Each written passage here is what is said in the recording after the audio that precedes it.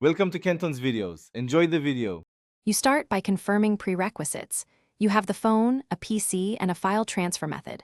Once done, connect via USB or use an OTG reader. Make sure File Explorer shows hidden files. You need to copy the WhatsApp folder. This contains MSG store, DB, crypt *+ media, because those files are your local backup.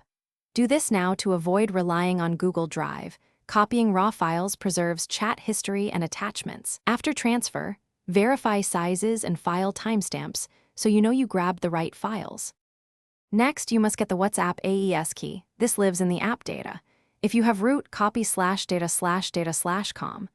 WhatsApp /files/key, otherwise create an ADB backup and extract the key.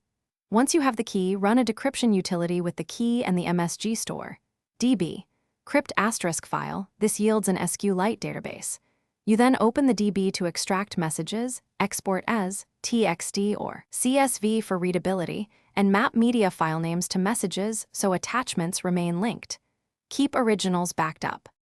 Finally, put the decrypted MSG store, DB plus the media folder back into the WhatsApp directory on the target device.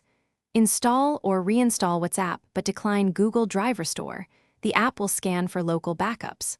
Once detected, select Restore to rebuild your chats and attachments. If Restore fails, check that the key matched the database, file names are unchanged, and Android permissions allow WhatsApp to read the folder. One key troubleshooting tip. Mismatched key or altered file names are the most common causes of Restore failure. Thanks for watching. Consider subscribing if we helped you.